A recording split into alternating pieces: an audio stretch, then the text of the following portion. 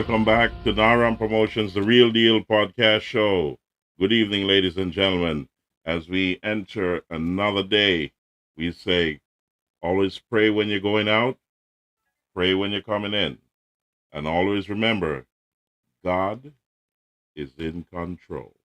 Thank you, ladies and gentlemen. This evening, before we enter into the main topic of the show, I want to remind everyone of young Kayla.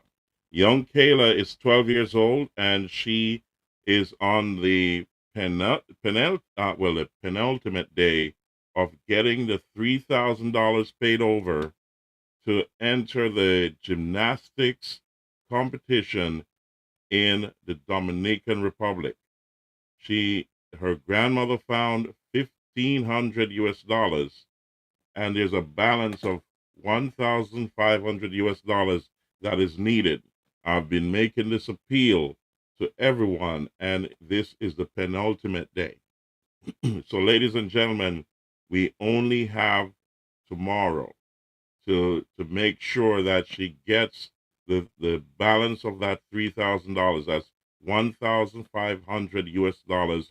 I'm appealing to everyone to, and look at your screen. This is from Great Start Academy. This is the letter they sent out to many people to ask for donations. It's not yet complete. I'm going to be talking about this tomorrow, and I'll be calling around also. So please, ladies and gentlemen, here are the bank accounts. It's a national commercial bank account in Junction, St. Elizabeth, with the name Kanika Honis. It's a savings account. It's 884-345634. And you have a second bank account you can donate to.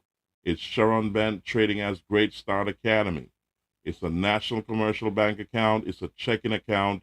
The number is 881-033-585. Today is the penultimate day. We have only until tomorrow. Transfer those funds into those bank accounts so that Kayla can go to the Dominican Republic and represent Jamaica and her school and herself and her family, and represent you as well, because you're going to be sending her there. Anything that you can donate, please donate it now, because at the end of the day, she's a superstar. She came first in the inaugural Carifta gymnastics tournament in 2024. She went to the Jamaican Classics in 2025 earlier this year, and she came first.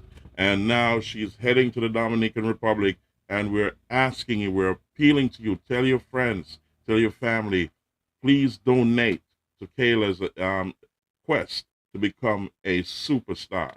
She's already a world star, and we say encourage her. She's 12 years old, and we're asking you, ladies and gentlemen, please donate.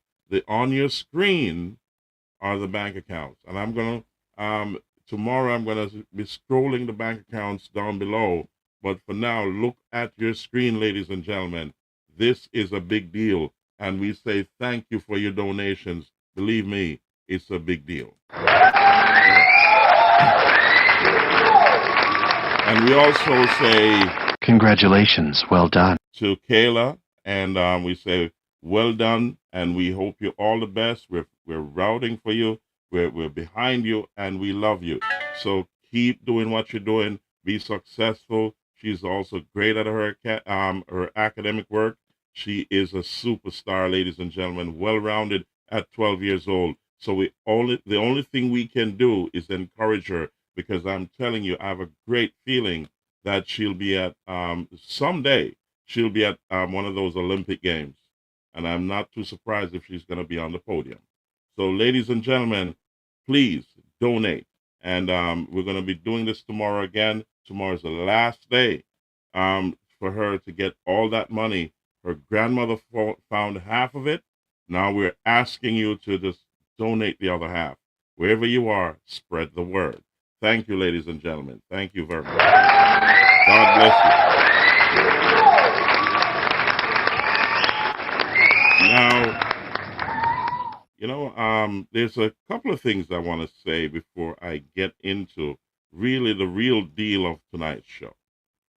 It is I've been working hard to cover all the material that has been put before me by Mr. Owen Witter. And I've read the disposition of the judge. I've also read the plan rule.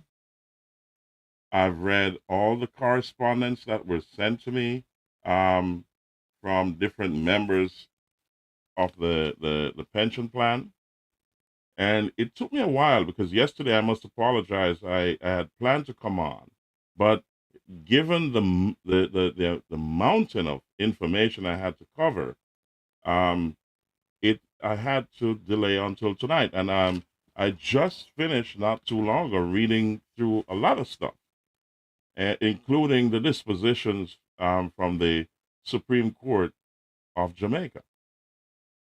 And while I'm doing that, all the way through, I must say a story came to mind before I touch the meat of the matter. And let me just, I had to jot it down because it's many years since I was told this story. And this story has, and you got to listen to it carefully, ladies and gentlemen. This story came to mind while I was going through all this paperwork. And it's about the characters are the little rats, the big rats, the fat cats, and the big dogs. So the little rats, this is a story that I was told years ago. The little rats going about their daily routine were introduced to an era where they called Cheese City. And this was introduced by the fat cats. The fat cats are not interested in Cheese City because they prefer Milktown. So hundreds of little rats would enter Cheese City to gather small cheese, small bits of cheeses, and would strike a deal amongst themselves to gather and store pieces of cheese to later distribute amongst themselves and their families at a predetermined date. Now, during the gathering period, it was discovered that other little rats would take away small portions of cheese from, they would take away, they discovered that the little rats would take away small portions of cheese. And now, well, it would amount to, well, the amount these little rats took away from what was gathered would amount to half the monthly supply that they put together. And this was done without the knowledge of the entire group of the little rats. So therefore, the group of little rats had no choice but to contact the big rats for help to secure the cheese. The big rats agreed at a cost of quarter the monthly amount, and while the big rats were guarding they agreed, and they would take quarter the amount of what the little rats stored. So while the big rats were guarding these large amounts of cheese, other big rats would take away large portions of the cheese without the knowledge of the entire population of the big rats. So what happened? Now, while that was going on, as a result, the big rats had to contact the fat cats. The fat cats were called for help, and they were asked to help to guard the cheese. The fat cats agreed to at a cost of 1/8 of the cheese that the big rats collected. So the fat cats would exchange the cheese with the big dogs for an adequate amount of milk, since they want, the cat, the big dogs. So, anyways, the big dogs agreed at a cost of the big dogs agreed at a cost of half of the amount of cheese. So, or 1/16 of the amount of cheese the fat cats received from the big rats. So, all was going well until the fat cats decided that they cannot afford to pay the big dogs anymore, so the whole deal collapsed.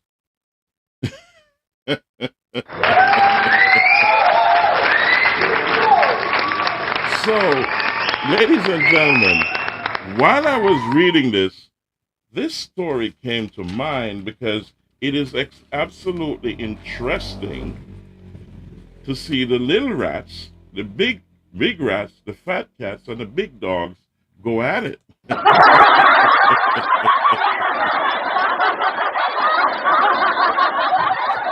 So, you know, so by saying that, I came to the conclusion, and I've said this before in past podcasts, and if you go back, you'll see what I'm talking about. You know, the big dog run the fat cat. The fat cat run the big rat. The big rat run the little rat, and the little rats fight amongst themselves for the crumbs. So the big rats take away all the cheese. The little rats clean up the crumbs. All the evidence that is left is the rat poop.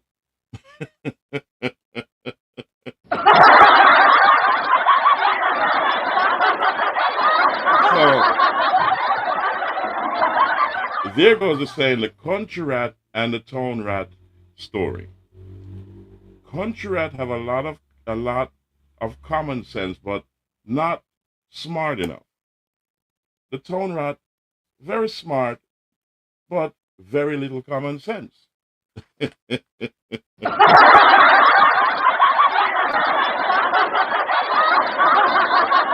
So, ladies and gentlemen,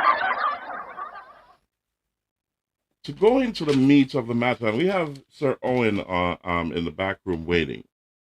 I wanted to touch on a few things before I get into the whole debacle of the Alpart pensions problem. And I was wrong on a few things. I was very much wrong on a few things, and I'm going to admit that later on tonight. And you'll see. But before I get into that, we're talking about Alumna Partners of Jamaica. And we, first of all, um, who is Alumna Partners of Jamaica? Hmm? Who is Alumna Partners, and why did they go out of business? We got to figure that out. So I would first want to talk about that, and then we can draw a conclusion of what really happened, and then you'll see why this is so um, important. That the that Mr. Witter has been going after this pension for so many years. So let me pull up on screen here. I'm going to put on screen in a second. Prime Asset Management. Prime Asset Management was also included in the whole saga of what was going on with the pension plan. And we had to see from their perspective how they took themselves out of the picture so that you could not implicate them because of what they said. So let's put that on stage for a second and read through that. So let's get to Prime Asset Management. So Prime Asset Management, and let's look at this together. In 2009, Alpart, Alumina Partners of Jamaica, a large bauxite mine and alumina processing plant located in Nain, St. Elizabeth, Jamaica, closed its refinery operations due to the global financial crisis and a decline in global aluminum market. This shutdown resulted in job losses and negatively impacted the local economy. While the immediate impact of the closure on the overall Jamaican economy was significant, there's no direct evidence from the search results to suggest a direct involvement of Prime Asset Management Limited in the management or divestment of Alpart in 2009.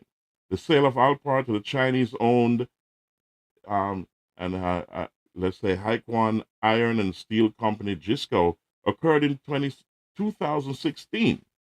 At the time, Alpart was under the ownership of the Russian company UC Russo, which had acquired full ownership in 2011 after Hydro divested its stake. Prime Asset Management Limited was a Jamaican company focused on pension fund investment advisory services. And in 2013, it was acquired by Victoria Mutual Group. It is now known as Victoria Mutual Pensions Management Limited. In summary, while Alpart faced significant challenges in 2009, leading to its closure, there is no direct connection between this event and the operations of Prime Management Limited based on the provided information. So, ladies and gentlemen, um, that sets up the tone for where we're going. Okay, so you know, from the get go, you smell this air of mendacity, and this is where it all started. Because what I'm trying to point out to you is that these hourly workers are pawns in this game. They signed an agreement and they happily went to work and made a lot of people profitable with the intention that when they get to retirement age, they can take care of themselves and their family. So you'll see clearly as we move along that everyone is taking themselves away from the picture as if they did nothing wrong, or it wasn't their fault, or tough, this is how things go. When in actual fact, that agreement that was reached was with the picture in mind that when the hourly workers retire, that's what they're working towards, and that was the agreement. So let's move forward a little bit. All right. Why did Alumina Partners of Jamaica close its doors? Let's give credence where credence is due. So so here we go. Let's put this on stage here, and let's put this. No, that's not the one. Here we go.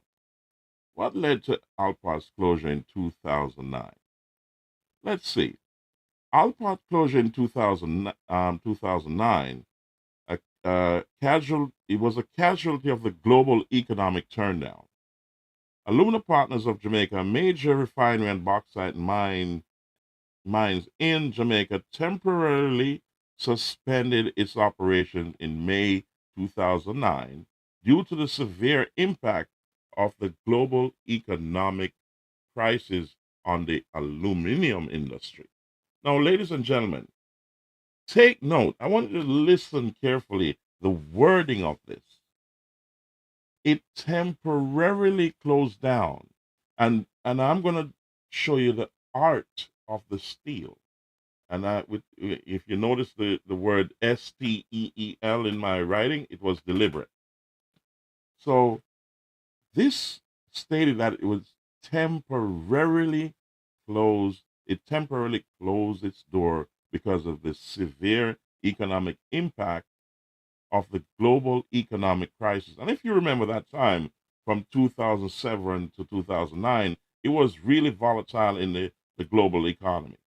So specifically, the company cited a combination of factors leading to the shutdown: sharp decline in aluminum prices and demand. The global economic crisis caused metal prices, including aluminum, to plummet, according to the article. This was attributed to a contraction in global demand, particularly from sectors like transport and packaging, which rely heavily on aluminum. The price of alumina, Alpart's primary product, dropped drastically by 60% since July 2008, according to a Jamaica Gleaner article. High production costs, that was one of the challenges. The challenging economic environment exacerbated the already high production costs at Alpart, impacting its profitability. And also, the second one is weakened demand and supply imbalance. The global recession significantly reduced demand for aluminum, leading to an oversupply in the market. This oversupply, coupled with a decrease in demand, further depressed prices and undermined the viability of Aluminum Partners of Jamaica. So, ladies and gentlemen, let me kind of move this scroll off the screen. So, this did not end here. You know, didn't end here. So let's kind of look a little bit further into this debacle, why Alpart closed. So let me get on screen here the second part of the information. So let's go. Now, it is said here, high production costs, the challenging economic environment exacerbated the already high production costs at Alpart, impacting its profitability and the weakened supply and demand imbalance. But let's go down further. The closure of Alpart resulted in a redundancy of approximately 900 employees and negatively affected the Jamaican economy. The shutdown also prompted the Jamaican government to seek support from the International Monetary Fund. In summary, the closure of Alpart in 2009 was a direct consequence of the global economic crisis, which triggered a sharp decline in aluminum prices, reduced demand, and created an unfavorable environment for profitable operations in the bauxite and alumina industry. So that's understandable.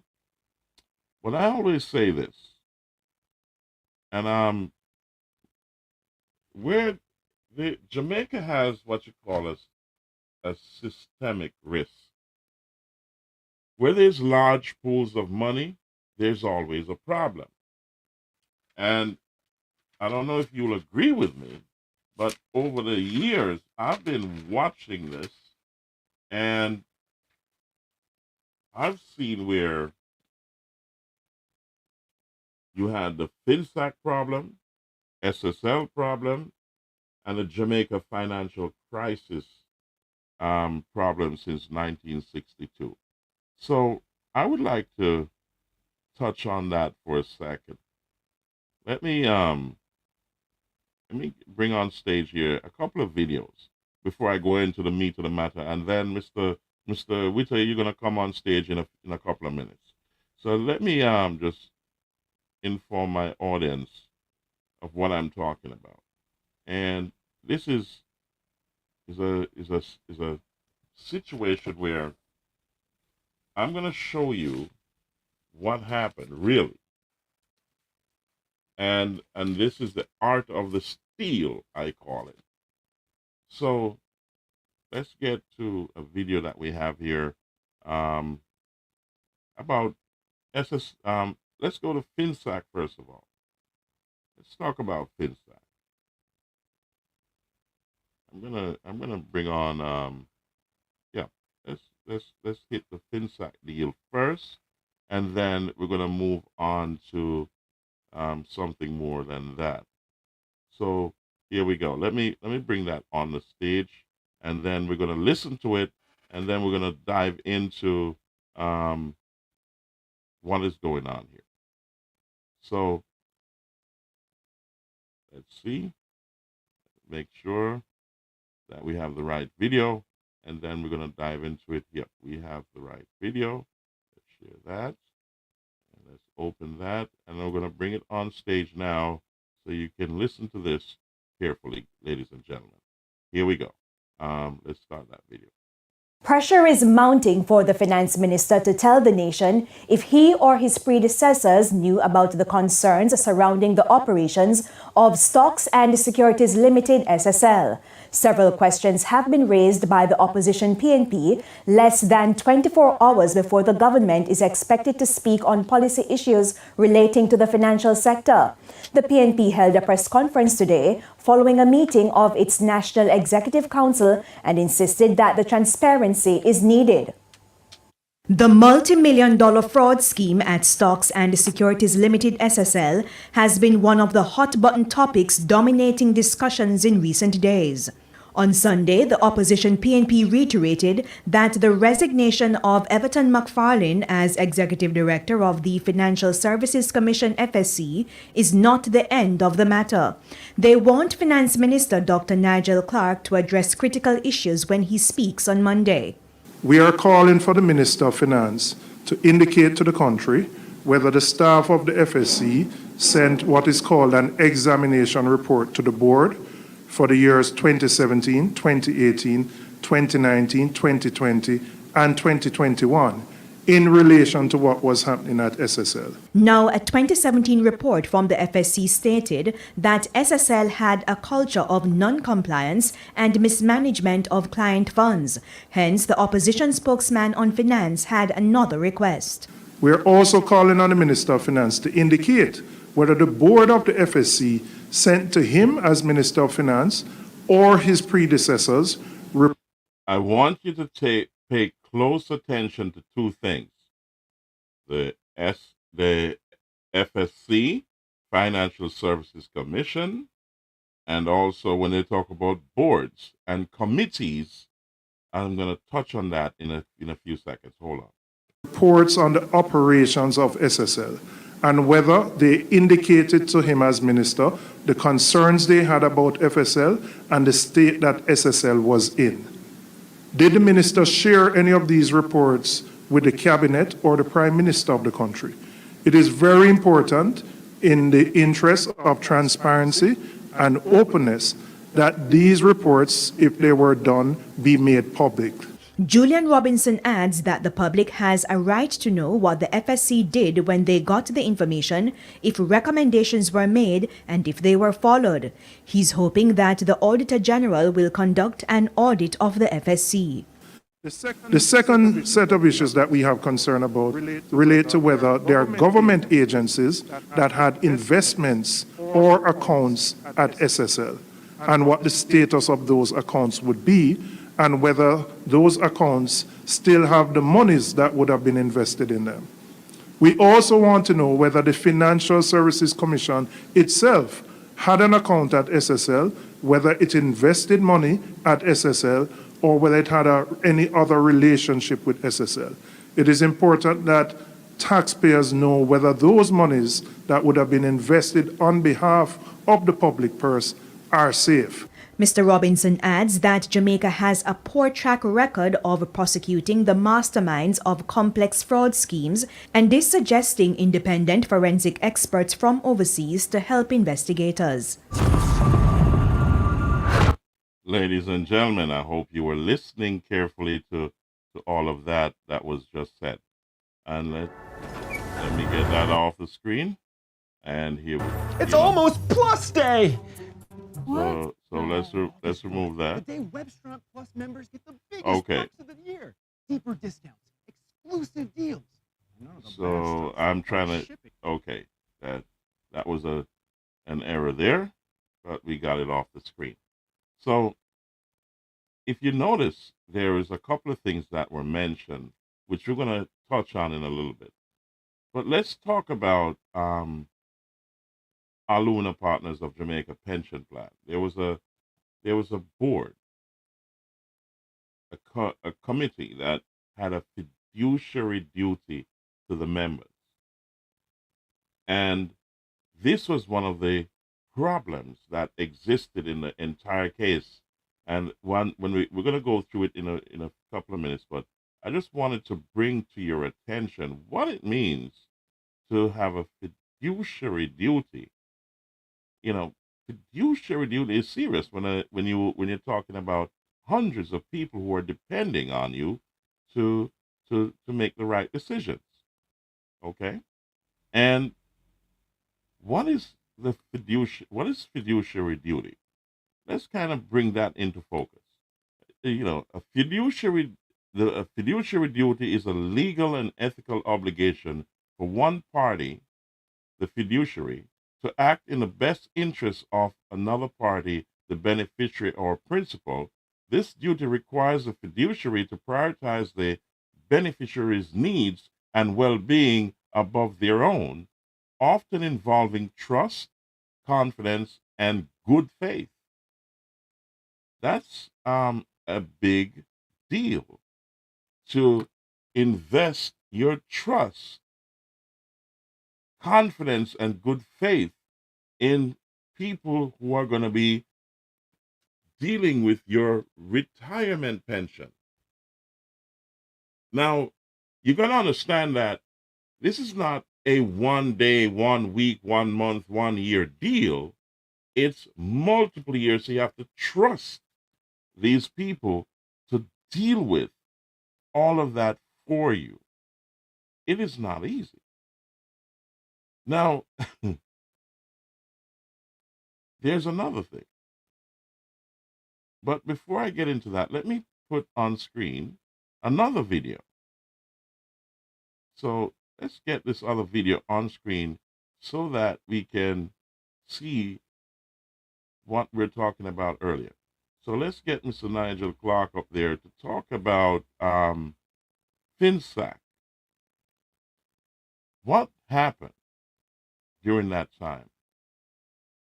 It is going to be the prelude to what I'm alluding to, so that you can understand where we're going.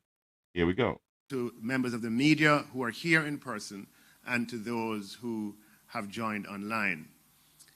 The FinSAC Commission was established by proclamation by the Governor General in January of 2009. And it was tasked to inquire into the circumstances that led to the collapse of the financial sector in the 1990s, with particular reference to whether those factors were domestic or external in nature.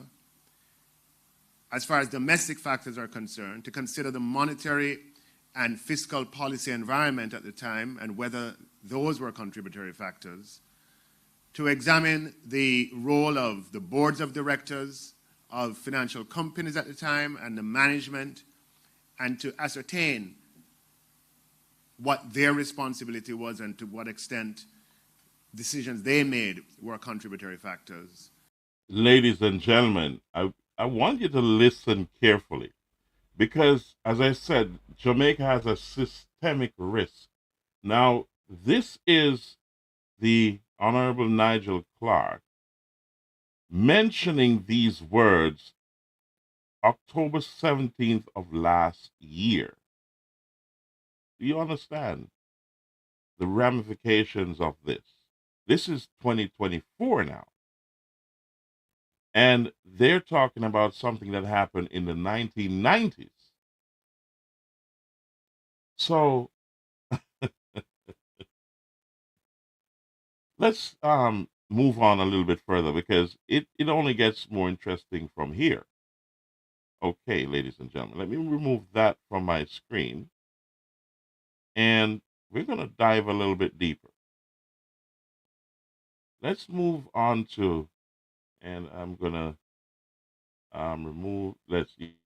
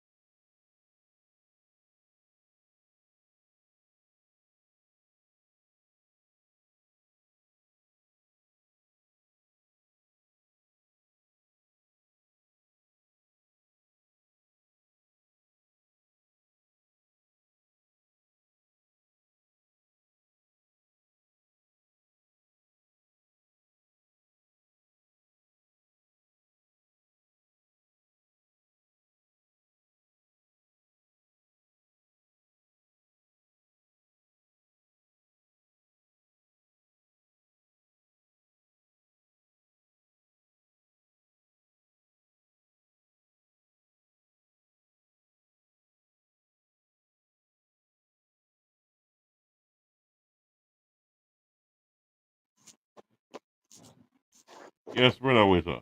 Back online. Yes, brother John. All right. So just hold on a second.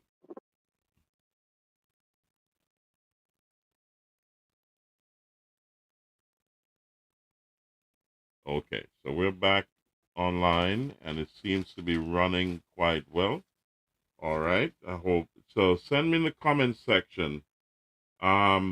Just tell me if you're seeing us, seeing me live, and if you're hearing everything okay, because the whole system shut down and I didn't know what was going on, so we had to reboot, and things seem to be coming back, and it's saying here that it was not our fault. It was StreamYard and also with a combination of the internet problem, or I don't know if there's some other forces at play here.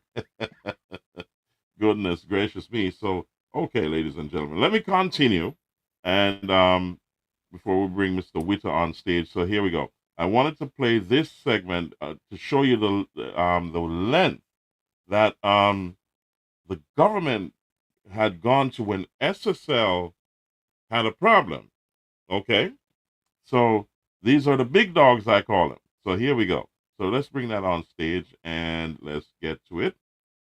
Here we go. And voila. Welcome back to Primetime News, and a special welcome once again if you're watching online at onespotmedia.com. Up first this evening, the United States Law Enforcement Agency, the Federal Bureau of Investigations, FBI, and other international partners have been called in to probe the... Hold on a second, guys. Let me get that going. Okay, skip the there. multi-million-dollar fraud scheme at Stocks and Securities Limited, SSL. The finance minister made the revelation today, even as he announced a raft of regulatory changes, which include giving oversight responsibilities to the Bank of Jamaica. Now, we'll have all that in a moment. But first, Andrea Chisholm is here to tell us what the minister had to say about the SSL fraud. Andrea? Well, Herman, there is so much to unpack from this highly anticipated press conference. First of all, Finance Minister Dr. Nigel Clark indicated that the fraud at Stocks and Securities Limited SSL is estimated so far to be over $2 billion. He said it is the largest securities fraud by a dealer since the inception of the Financial Services Commission, FSC, some 22 years ago. It targeted not only sprint legend Usain Bolt, but a number of elderly persons. This is a body blow to Jamaica and has the unfortunate impact of tarnishing Jamaica's global reputation. A body blow not only because the funds were stolen, but also because of the embarrassment and implications for the country. Dr. Nigel Clark admits that Jamaica has a poor track record in prosecuting financial crimes, and on this occasion, there's no room for error. With external auditors, regulators, managers, bankers, and later internal auditors, how did this fraud go undetected for 13 years? So, ladies and gentlemen, take that into context for a second.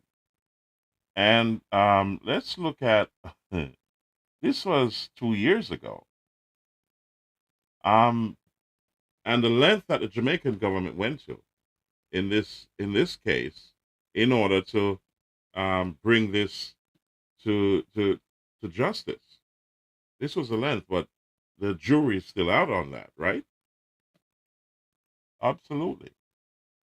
So if the government goes to this length to represent, to try to quell this disaster, what happened to the pensioners of Lumina Partners of Jamaica? Aren't they important as well? They said poor is a crime. It is. However, I'm going to show you one more video before I dive deep into the matter, and I want to get you comfortable while I go deep into this. And let's go. Let's bring this video on, and this has to do with Jamaica's problem, and this financial problem that Jamaica was in, and then now Jamaica is climbing out of that problem. However, the underlying factor is that there is a huge systemic risk to the country when there's large pools of money. It's undeniable, as you can see. It is out there. So let's see what they have to say here about Jamaica and its debt. I'm going to share that with you right now, then we're going to dive into the meat of the matter. So here we go, ladies and gentlemen. I'm going to pull that on my screen now, and this is going to be the final video before I get into the matter, so get ready. And Mr. Owen Whittle, get ready. You're coming on next. Here we go.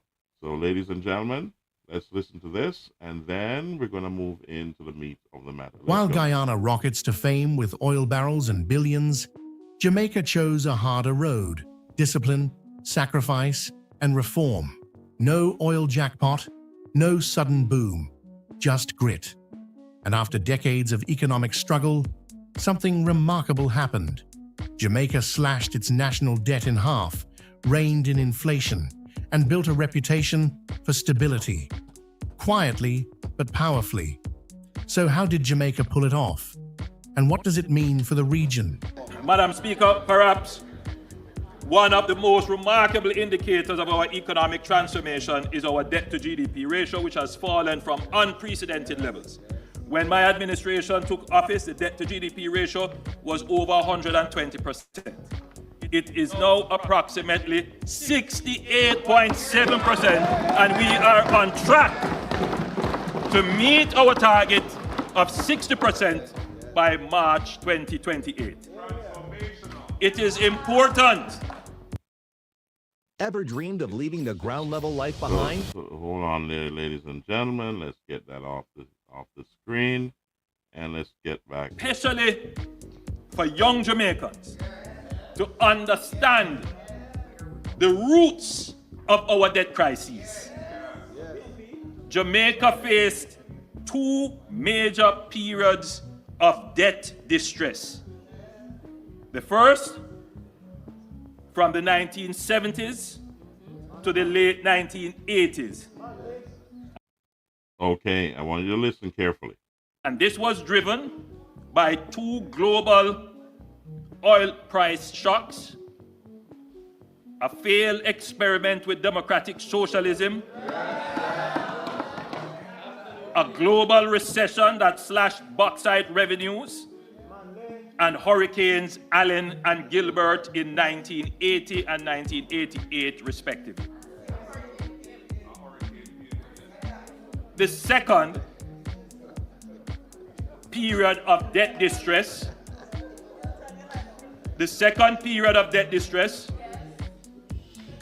was from the 1990s to the late 2010s. And it stemmed largely from the PNP's policy during the FinSAC era, which collapsed financial institutions, wiped out the business class, and triggered a prolonged recession worsened by the 2008 to 2009 global financial crisis. Okay, ladies and gentlemen, let me pause there. Goodness gracious me, I want you to just absorb that for a minute. And we're talking about the eras where the members of the hourly workers or employees of Alumina Partners of Jamaica signed an agreement during all of this climate. And you can understand the enthusiasm back then to work towards a retirement based on the instability of the country. It is only fair to say that these men and women that were working for many years towards a pension also were incentivized by the fact that the economy of Jamaica was volatile. So they want to make sure that their children and family and themselves are not facing the dilemma of many. So they stuck to their jobs and they work earnestly towards that pension. So let's dive into what really took place here. And first of all, I want to bring on Sir Owen Witter. Let's bring him on stage. Sir Owen, welcome to the show.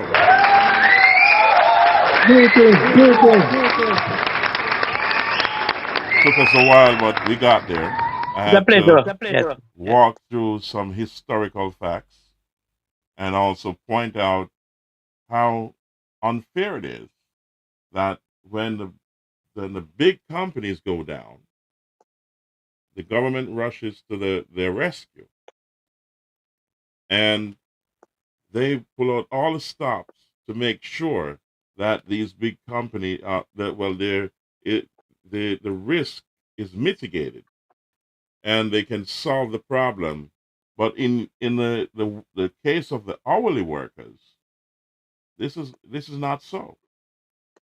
There's no that I was surprised to read all through the and I made a dossier. It's a big thick dossier. It took me a while to put that together, and I'm going to touch on it in just now. However, during the course of all this, I was looking at what struck me is that first it was yourself, as I said to you before, that you were the claimant, and you were the only claimant named here, but it was mentioned that you were also representing a small portion of the hourly guys. Now, I want to point my audience back to why Alpart closed down. And if you remember there, it said they closed temporarily for 1 year. So that was the beginning of the art of the steal. So that in itself caused many of the members not to take the stand that Mr. Witter took. You get what I'm saying? So think about it carefully. If the plan is closing down for only 1 year, why would I take them to court? It doesn't make sense. I want to get my job back and I want to secure my pension. I don't want anything to disturb it. Am I right or am I wrong? That was the case you faced there, Mr. Witter. So you were, from the outset, then fighting the struggle almost on your own. Because the majority did not want to follow you into this debacle because they wanted to protect their own interests. So, I talked about the story earlier, and I hope you go back and watch it. I'm going to mention it again. This about the little rats, the big rats, the fat cats, and the big dogs. Yeah, I heard that story many, many years ago, and it came to mind. So, ladies and gentlemen, Mr. Witter. Yes, welcome sir. back. Sir. Welcome back. And I'm going to have to put the court documents back up here so everyone can see it. And I hope everyone is seeing this quite well. I think it should be clear enough for everyone to see. So as you can see, this document is the disposition of the court that you went to. And I want to break it down, and before we go any further, I must correct that my audience on the fact that it was never $35 billion. No, it was never $35 billion. I was incorrect, and I want to correct that. So let me show you where the $35 billion came from and how we were misled to believe that. So I want to correct the record there. So let's get to it. and I'm going to put it on screen here. So this was what triggered the $35 billion argument. And let's bring that up. And somewhere down in the bottom there, it says Alpart's pension fund with Sagicor is held in a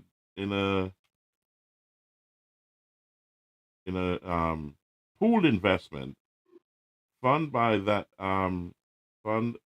the company's subsidiary Sagicor Pooled Investment Funds Limited as of 31st of December 2008. The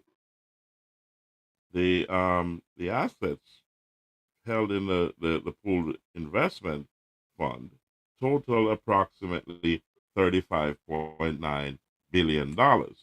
So it goes on to say Guardian Asset Management, whose parent company Guardian Holding is one of the Caribbean's largest insurance entities, said that because Alpart only holds a segregated pension fund with the institution, the adverse impact would be limited to just a reduction in the terms and investment management fees.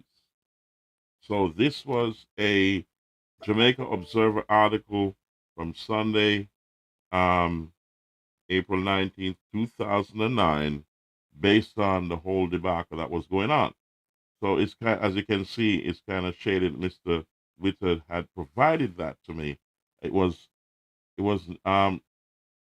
in the millions that was where that's in contention. It's more than $1 billion. So it's very significant. So I wanted to bring that to my audience. First of all, Mr. Witter, before we dive into the other meat of the matter, here we go. So according to the court documents, this is in the matter of the pension superannuation funds and the retirement schemes, and also in a matter of a trust deed for Alpart employees' hourly retirement plan filed 1st of January 1990. This was between Owen Witter, claimant, and Gisco Alumino Jamaica 2 Limited as the first defendant, and Robert McKay as the second defendant. And Robert McKay was a member of the board, if I'm right. Is that right, Mr. Witter? Yes, sir. He was the chairman. Okay. So the basis of this, the laws that govern this, had to do with, let's move to that. It's at the top, the rule 21 1 and 2 of the CPR. Now, what is the CPR? We got to figure, and I'm going to have to walk into that so everybody can understand that this is no joke. What is the CPR? Let's get to the CPR, what the CPR really means, so you understand and you can follow along.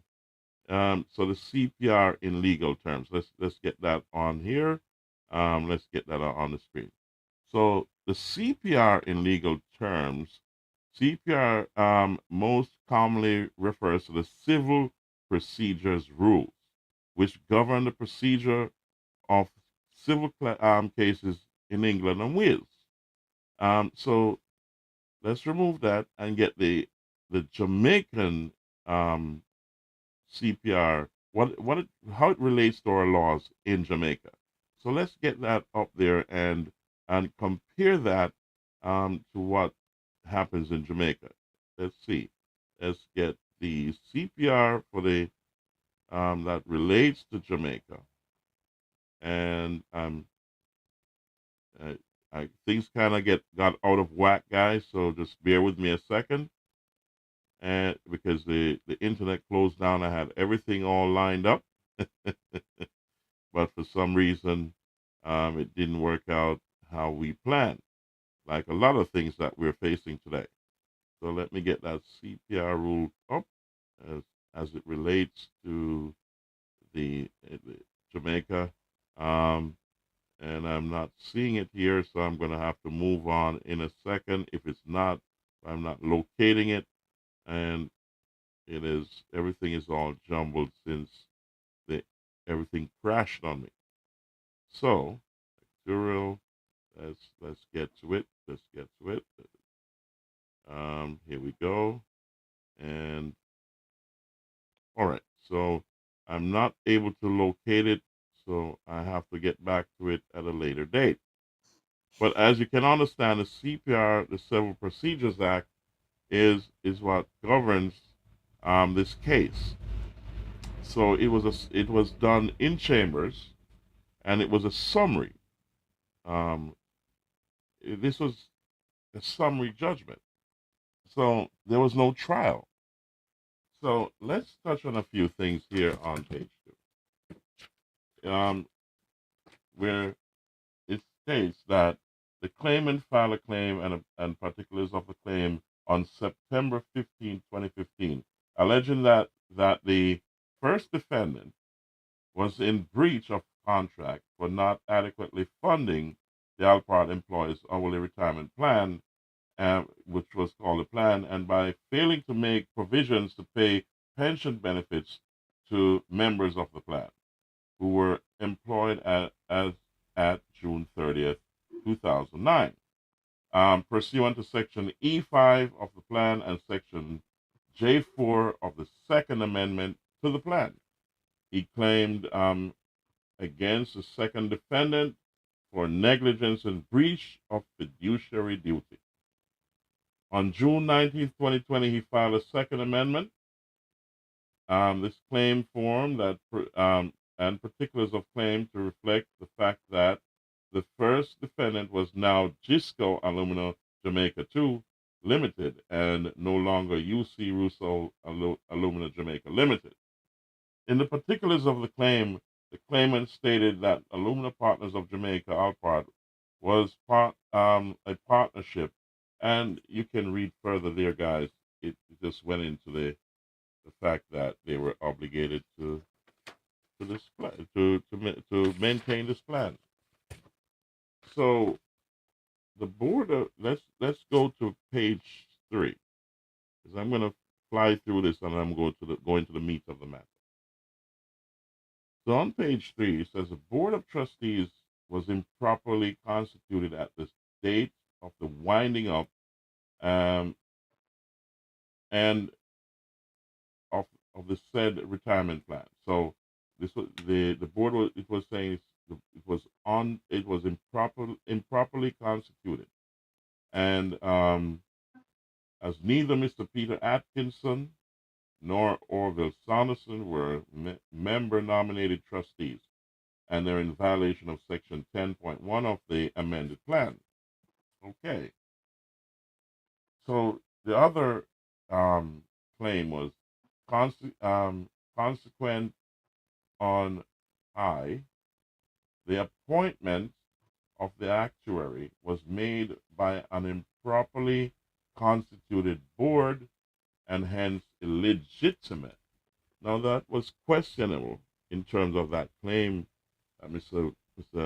Witter made, but it's plausible. Why is it plausible? Let me bring here what an actuary is.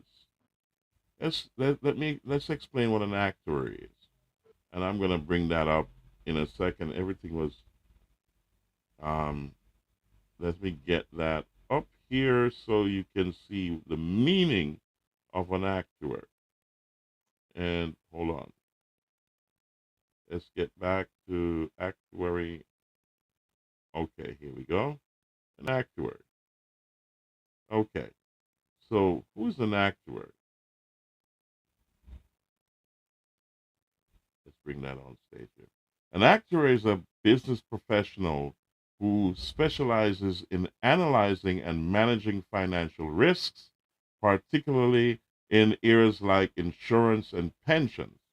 They use mathematical and statistical and financial knowledge to assess the likelihood and financial impact of future events, helping organizations and individuals make informed decisions. That's a big job. That's a very, very big job, right, Mr. Witter? Yes, sir. Oh, yeah. So let's move on a little bit further. So at part two, amendments were made to the terms of the plans without the knowledge of the members. This is what Mr. Witter is claiming. And whereby the age of retirement and the method and basis of calculation of benefits to be received by the members were wrongly changed to their disadvantage. And I was saying, when was this done and where is the proof? Okay, so we're going to come to that. He also claimed that the defendants breached Article O of the amended plan by failing to provide information to the members about the administration, operation, and winding up of the plan. Notice of the winding up given, and I'm saying this, notice of the winding up given. So what is Article O? Article O has to do with the proliferation of this information by telling the members wagwan, you understand me, and notifying them. So that's the gist of Article O. So there, let's kind of shift over because you can. I think most of us are knowledgeable of the case. If you're reading it, you can read it on your own. It's on the screen.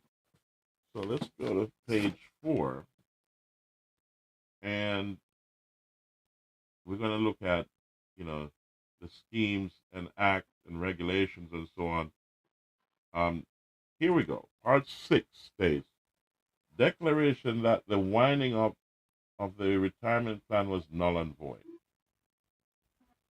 I want you to bear that in mind. I'm going to skip through this a little bit, and then Mr. Witter, you're going to talk about this in a little bit, and then I'm going to chime back in, and I'm going to summarize. Yes. All right. Now, just the gist of this is that defendants 1 and 2, that's Gisco Alumina and Mr. Robert McKay, they both refuted all the claims of Mr. Witter. Now, I'm going to read a couple of things as we go along, but Mr. Witter, give me the backdrop of when you started the case and what happened. Go ahead, sir. Let me bring you up on the screen here properly so everyone can see you. Okay, here we go. All right.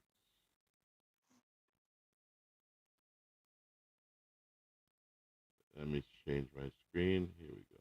All right. Go ahead, Mr. Witter. Okay. So it was very challengeable, Brother Ashmed. Not easy. Take up this matter. It's hard. Sometimes I say I don't know how I really manage it, but journey. Sometimes make have a little meeting with few of the employees, at a particular location.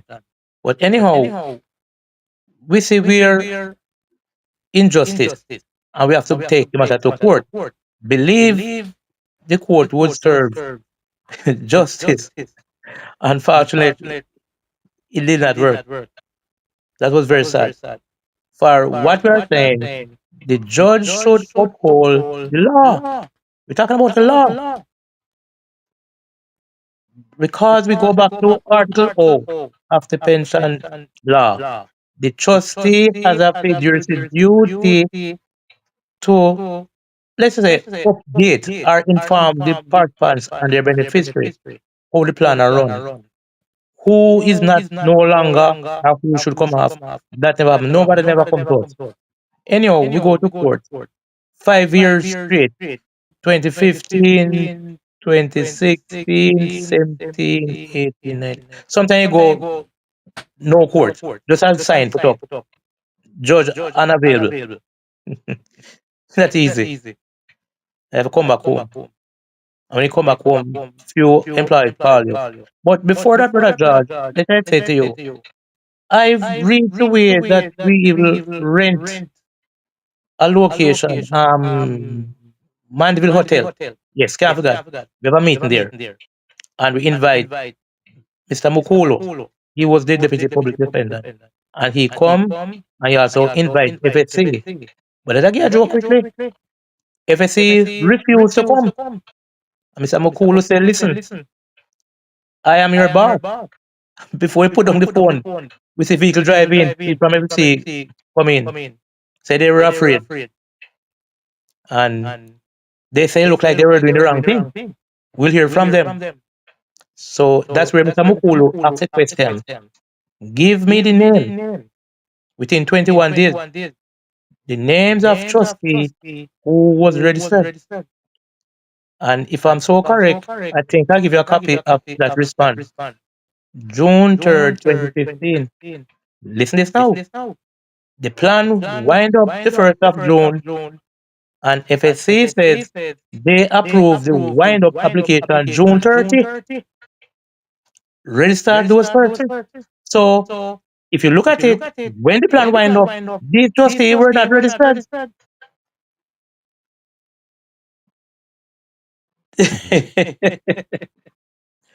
No, the horse is no longer in front of the cart, and the cart in front of the horse. How that happened? The next thing FSC do again, FSC remove Mr. Sart's name without our knowledge. That was wrong. What FSC should do is send back all the names to the chairman and say, look here, it can't work like that. This person is no longer part of the overlay. So get it sorted out, and I deal with it. So FSC, well, what is it, brush off it, and continue. So the board was wrong.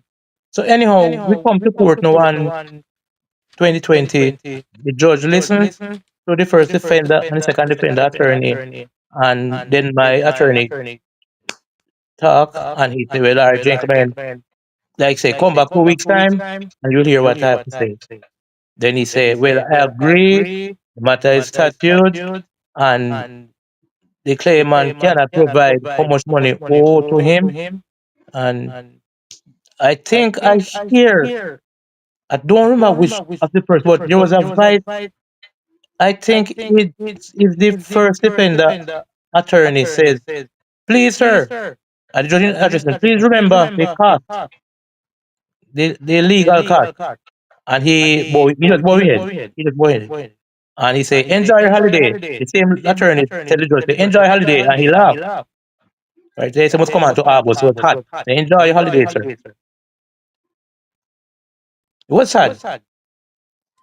You know what I found out, and I'm just gonna work myself into it because this is not gonna be one podcast that we're working through it. And don't be despaired to the members who are looking in because there is a remedy.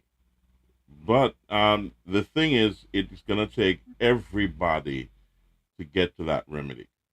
All right, now, ladies and gentlemen, so let's look at the preliminary matters of the case. Okay, here we go. I'm going to bring it on stage for a second, and let's go to page 5. Preliminary matters. It says here, prior to embarking on the main application for striking out summary judgment, the court first heard and refused an application by the claimant, that's Mr.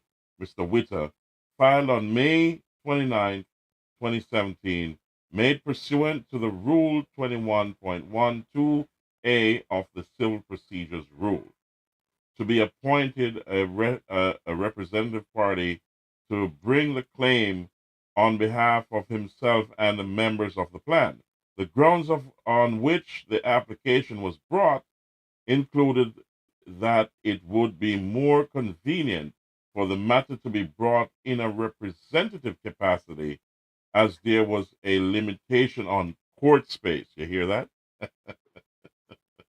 The application was supported by an affidavit of Michael Howell in which it was indicated that the claimant had filed the claim on behalf of all the members of the plan and that the number of claimants involved could exceed 545 members.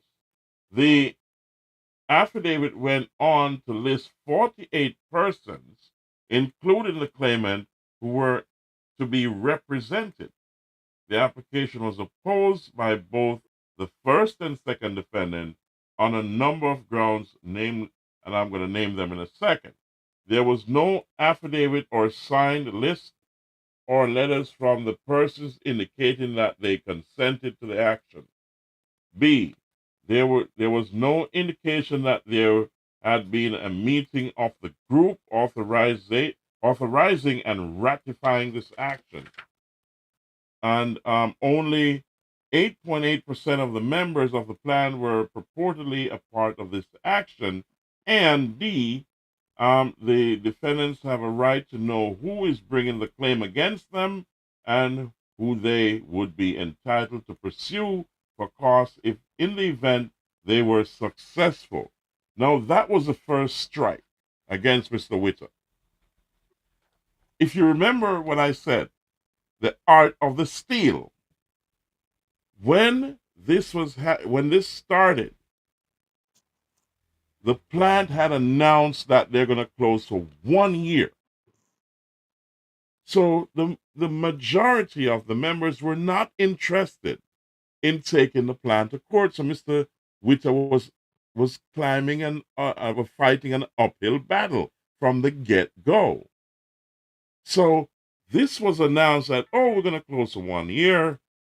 Everybody sat and said, let's wait for the year. We're not going to,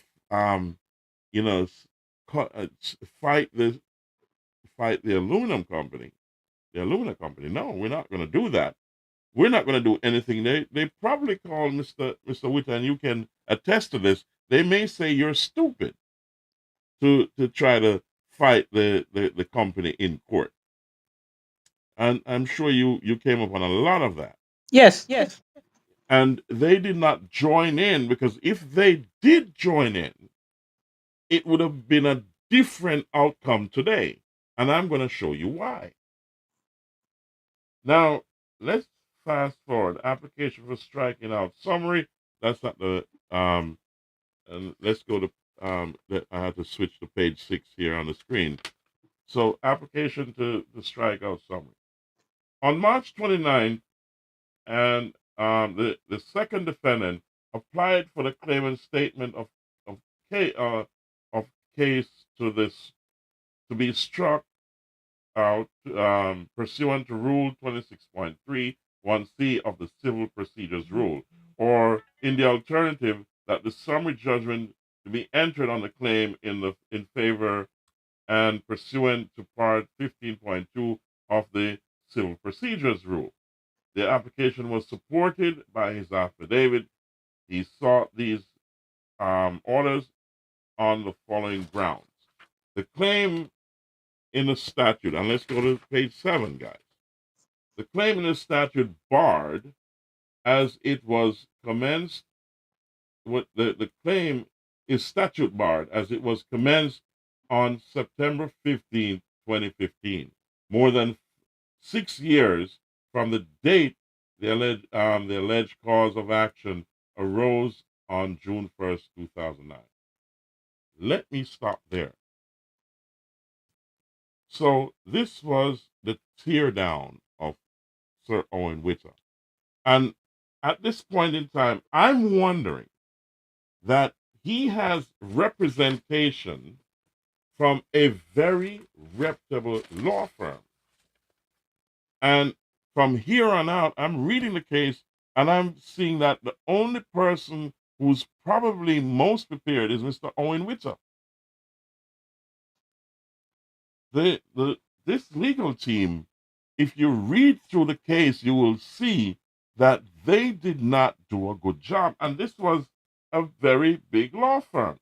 This was Michael Howell, Janet Simpson, instructed by K.D. Knight, John Jr., and Bert Samuel's firm. This is a big law firm. And I'm wondering, why weren't they not prepared? And I'm going to, I don't have a lot of time to go into the details, but I'm going to flip over and I'm going to go to a section here, which I've made highlights. Let's go to, okay, here we go. Let me kind of flip over and get my pages right. Okay, here we go. So I'm going to touch on a few pages. Let's go to page 33. Now let me just move you forward to page 33. And there's going to be another night. I'm going to go through the entire case, but we have to meet with Mr. Rattigan tomorrow, and I'm going to give you my take on this and how this should be looked into moving forward. Now, page 33. It says here this is dealing with section J4. And it states here, upon the winding up termination of the plan, each participant shall be vested as at the date of such termination or winding up. Upon winding up termination, the amount of the liabilities of the plan shall be determined by the actuary, and trustees shall give notice of the value of their interest in the plan. In the event that such winding up or termination, the assets of the trust fund shall be allocated to the extent that they are sufficient in the following order or procedures, and that's expense of the plan, voluntary contributions, transfer of values, and credited interest or losses, pensions owing to the pensioners on their benefit or their beneficiaries without preference to the order of retirement, pensions to members eligible for early retirement and their beneficiaries, pensions owing to deferred pensioners and their beneficiaries, prospective pensions for the remaining active members and their beneficiaries, any liabilities relating to the approved plan. Okay? All that is all stated there. This has to do with winding up. Now, remember I said to you the art of the steal? Here's a big problem. Mr. Witter was fighting an uphill battle, and let me go a little bit further first before I summarize that piece of information. Now, let's go to page 35, and we're going to slide down to part 7.3 or 73, where it says, there's no indication from any documentation placed before the court that either or both Messrs. Atkinson and Sardison did not enjoy the confidence of the members. In fact, the opposite is indicated that from Mr. Atkinson's long years of service and Mr. Sardison's comparatively recent election, it would seem to be now too late. The winding up having been long complete and the full proceeds distributed. Listen carefully, guys. For the claimant to seek ex post facto, that's after the fact. They're saying for the claimant to seek ex post facto to overturn the effects of the actual or ostensible authority that they exercise in voting for the winding up and appointment of the actuary, the court does not act in vain. No, that was serious for them to even say that. Now, it says claimants, they're saying Mr. Witter needed an actuary because he claimed, and you can help me out here, Mr. Witter. You told him you could not tell him how much you were owed because all the calculation was with the second defendant, Mr. McKay. That's Is correct. that right? Yes. So you could not know. And at this point in time, I'm saying to myself, where are the lawyers in this? Why didn't they do their jobs? Because that would be necessary to bring to a summary judgment. This is not a trial. They're going according to the CPR. You get what I'm saying? So this is not a joke. So where were they? So let's look at 74. At the bottom, it says, another concern raised by the claimant was that the age of retirement and basis of calculation of benefits were changed to the members' disadvantage without their knowledge. The claimant pointed to changes in the assessed benefits in his pension statement between December 7th and December 2007 and May 2009, just before the winding up of the plan, as evidence that something was and is amiss.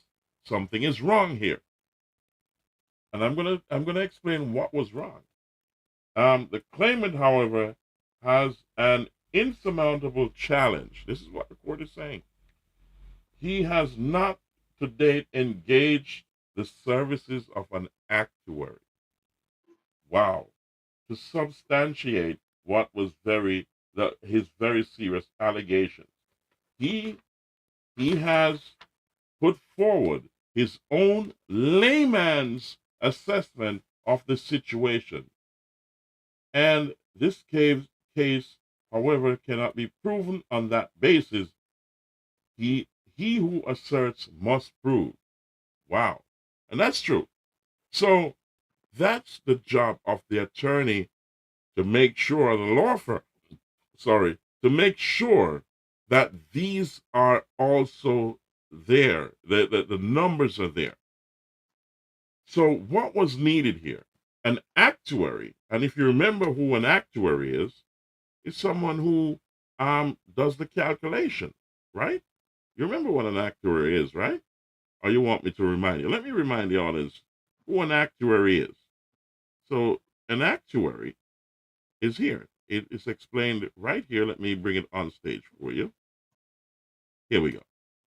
An actuary is a business professional who specializes in analyzing and managing financial risk, particularly in the areas like insurance and pensions.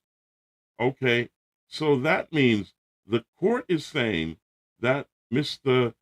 Witter and the rest of the hourly employees or former employees should have taken out of their pocket an insurmountable amount of money to hire these people, to get the information from their fiduciary members of the committee. So I'm wondering, why did the attorney bring both defendants in the same courtroom? Why? I would not conjoin them. I'd break them apart. Because you will, and we're going to go over the case here another time, because we have to dive deep into this.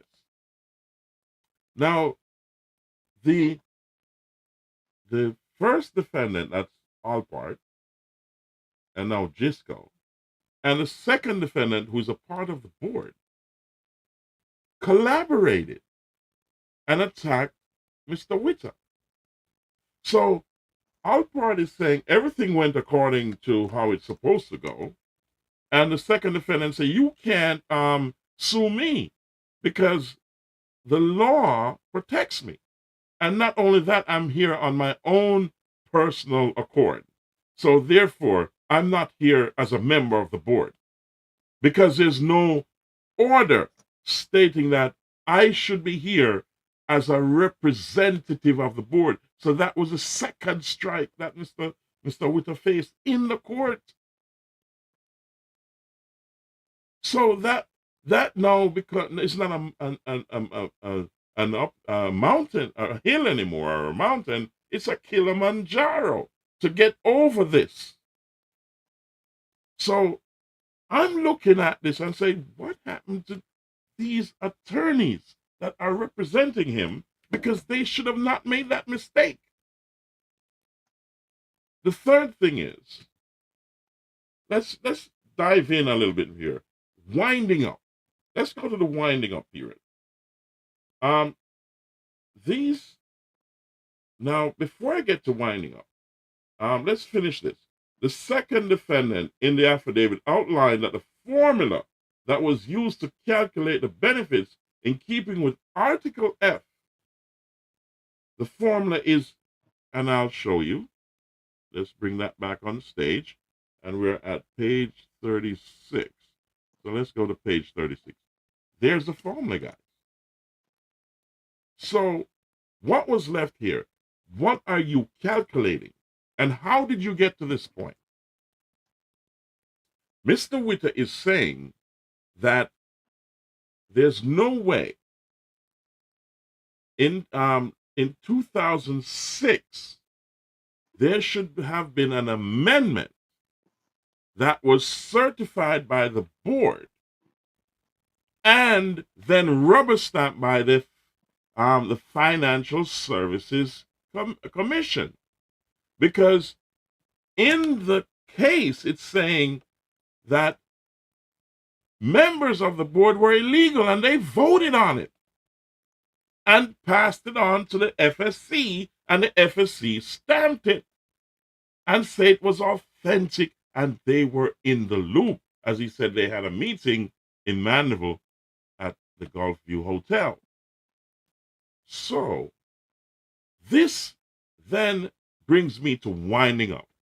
Now, if you, as fiduciary responsibility to me, and you remember what fiduciary responsibility means, right? I showed you earlier. You got to take my interest over your interest. So therefore, you represented over almost 800 hourly workers. And you made a decision in winding up now. Now the whole game is being changed here.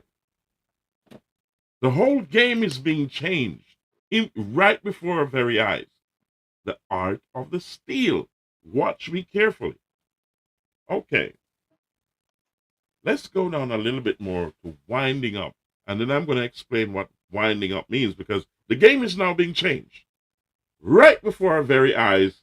And what they've been told and what they're doing in terms of orchestrating the art of the steal is warping the minds of those workers who are now thinking something different from what is actual. Or what, they're presenting a different picture from what is actually going on.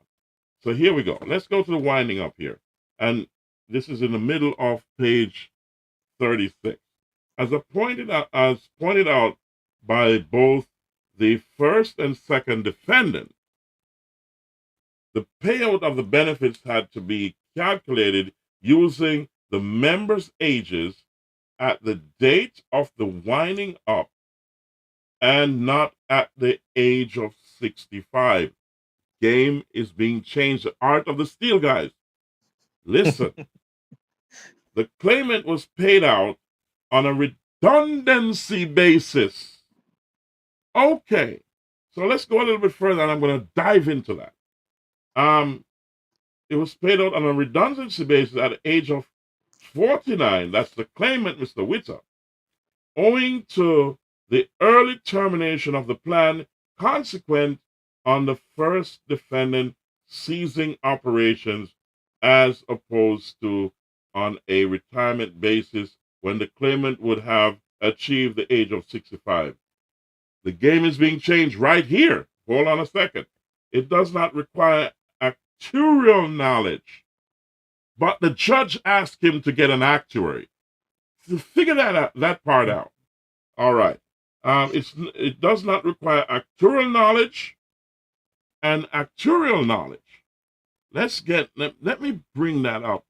Let me finish reading this, and I'll get to these big words. It does not require actuarial knowledge to appreciate that payout could not have been calculated on the basis of ages that had not yet been achieved and in reliance on contributions from the first defendant and members not yet made. Jesus.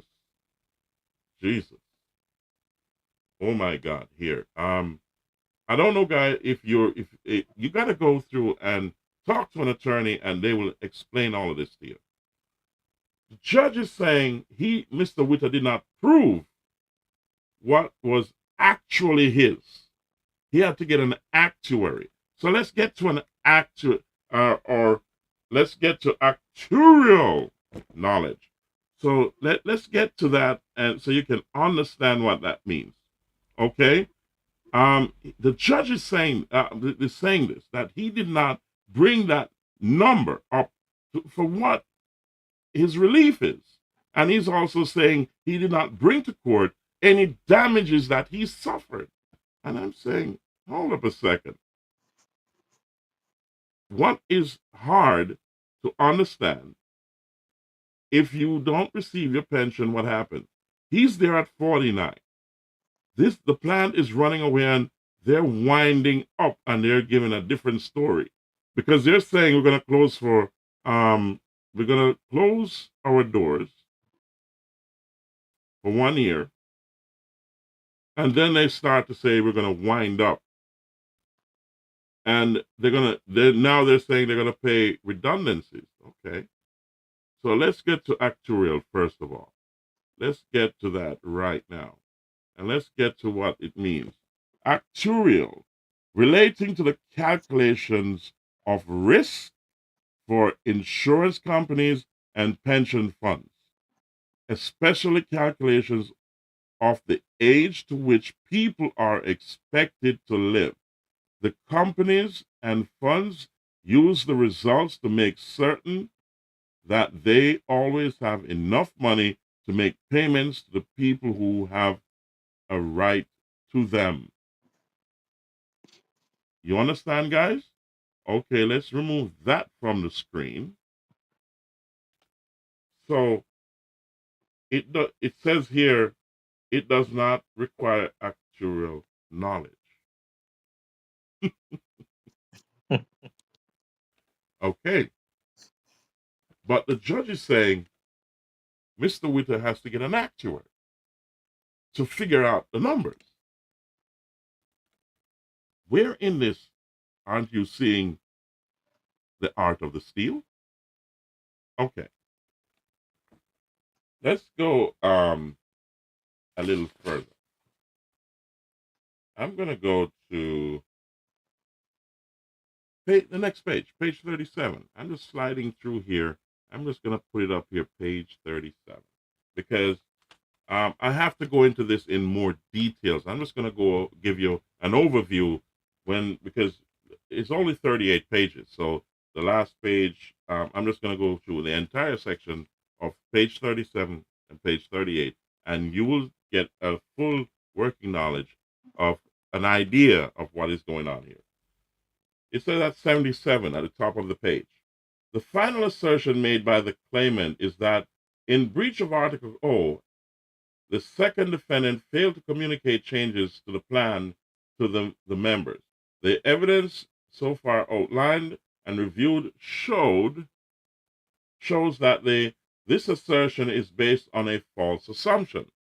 It assumes that there were super repetitious changes made to the plan that were not communicated to the members. The court, however, accepts, based on the documentary evidence, that the payments were in accordance with the plan in the context of a redundancy and not in the context of the members' attainment of their retirement age. The art of the steal. The switch, guys. The second defendant in his affidavit outlined the meetings, consultations, and sensitizations, and the steps taken to ensure members were kept aware of the changes. How did they come up with that when everybody didn't know what was going on? Mr. Atkinson, in his affidavit, provides support for that evidence by indicating that he was part of the meeting in June 2006 where the amendments to the plan were outlined and explained. Guys, this was amendments. This is a major, major move that they had to make in order to complete the winding up. And remember, members of the board were never voted on. Members were illegal to the board. Anyway, let's go.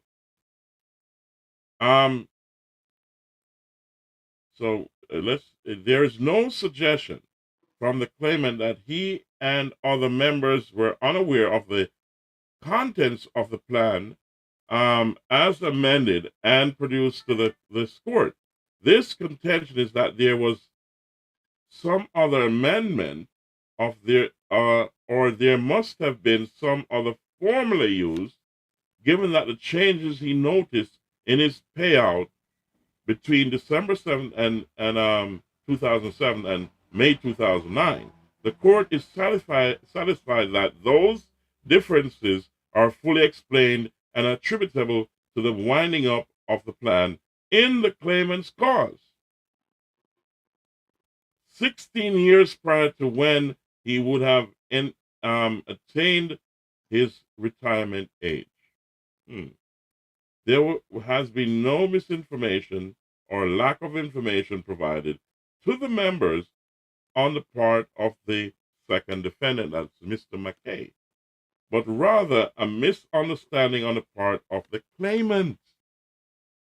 What? What? The conclusion here, the analysis of the three issues identified has been disclosed that the claim of the claimant is statute barred and that there is no evidence to prove any contractual or fiduciary breach on the part of the defendants, nor any consequential loss suffered by the claimant. What? It is therefore manifest that the applications of both defendants should succeed, given that it was necessary for the court to look beyond the pleadings to the affidavit evidence adduced. It is more appropriate for, and let's go to page 38, and here, the court to grant summary judgment rather than striking out the claimant's statement of case. And this is a good thing that the court did. They didn't strike out his the claimant's statement of his case. Because you got to understand what a summary judgment is. It is for above reasons why the order was made and indicated at paragraph 8 in the judgment handed down on July 22nd, 2020. Ladies and gentlemen, I'm going to touch on a few things here, and I'm going to mention something. So let's look at it this way. You went into a pension plan. Okay. Let's move this off the screen so we can bring up Mr. Witter a little bit more. Hold on a second. Here we go. Mr. Witter, you guys you signed an agreement. Yes, and yes. You had the understanding that you're going to get a retirement at the end of it. If you remain in the company for 7 or 10 years and become vested, correct? Yes, yes. All right. So you were working and the plant eventually closed down. There was a global crisis. Things happened. The company had to close down and they said, okay, we're going to close the plant for 1 year. The Art of the Steel guys. So I call it like this. Alpart played the drum. Let me play the drum for you. Here we go.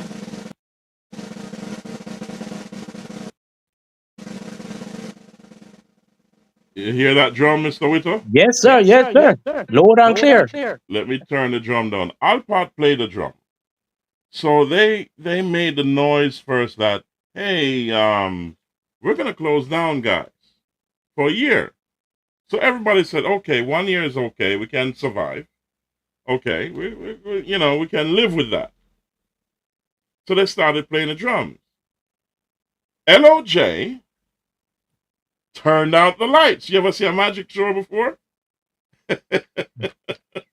LOJ turned out the lights. So they turned off. No, I don't have anybody in the studio to turn off the light, But they turned off the lights. So Sagicor started talking to distract everybody and say, we're going to create a magic act because we're going to keep you guys in the loop because we got now the pension plan, right? So the magic act, they have the magic one. And you know that when you starlight, they call it in Jamaica, when you light a starlight, you see the light from the end of the starlight will burn, right? Yes. So Sagicor had the magic wand waving, right?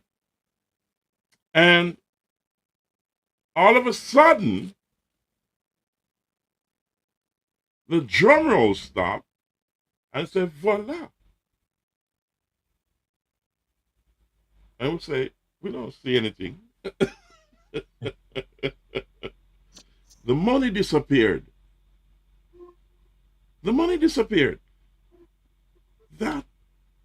What happened? So let's look into what happened here.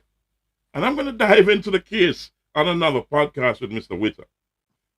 Here's what happened. When you sign their agreement to have a pension at age 65, or you can take it earlier if you're eligible and if you're vested, that was the agreement that was signed. That was the memorandum of understanding. The plan rules were surrounding that arrangement. So said. So everybody was happy until the plant started to play the drums and said, we're going to close because there's the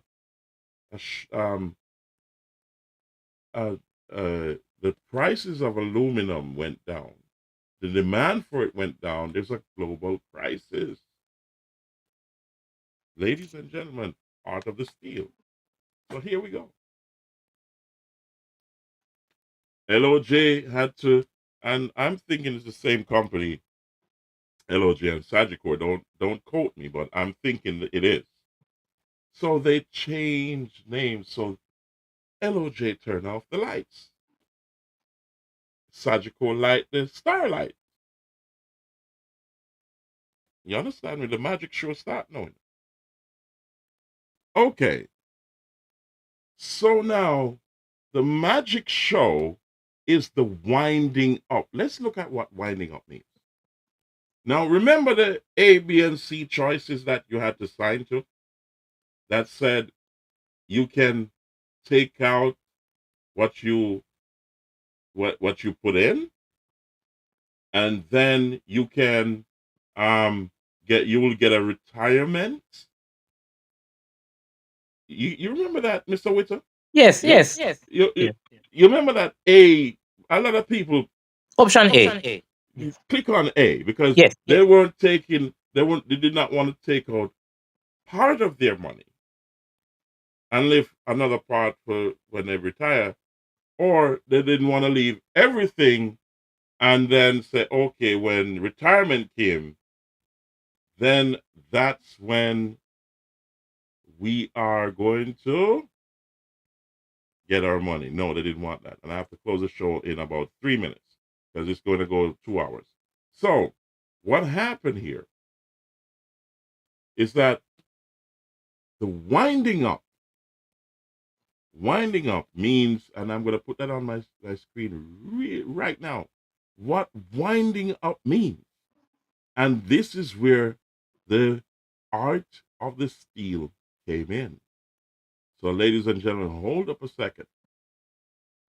Let me get to that winding up here. Okay, here we go. Let me open that real quick and get it up on stage to you. The process of winding up. Winding up process typically involves several stages. Hold on. I'm going to put the other one up on stage. The first part of that, I just went ahead of myself. Hold on, guys. That's the second part. Winding up. Here we go. Let me get that on stage for you. Okay. Let's see where it is. Let's go, guys. Okay, here we go. All right, this is it. Let's get it up there. And here you go. In Jamaica, a resolution to wind up pensions plans signifies a formal decision taken to terminate the plan and distribute its assets. Here's a breakdown of what it means. Termination, the pension plan ceases to exist as an ongoing entity. And I'm going to go into that further, guys. So the art of the steal, you are there saying, okay, at 65, I'll get something. That's on a pension plan. The winding up is getting rid of the plan and distributing the assets and whatever, and the surpluses, and whatever is not there goes back to the company, the art of the steal. The board, which you trusted, they and the FSC did something wrong here and misled all the members. And on the cloak, here we go, voila.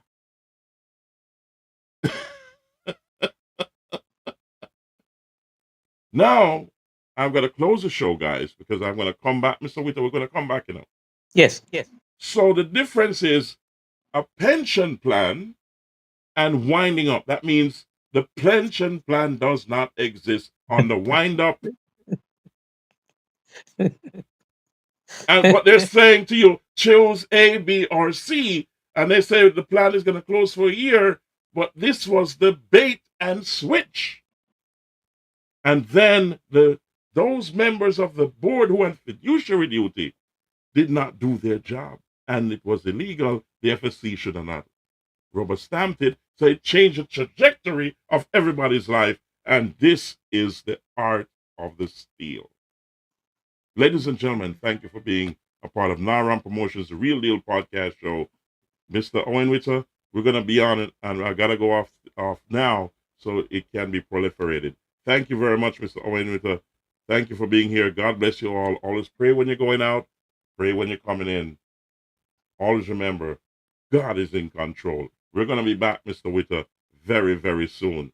Thank you so much. Yeah. So, ladies and gentlemen, sorry about that. Here we go. Thank you for being here. And I got to close the show. Greetings. Naram Promotions is at you.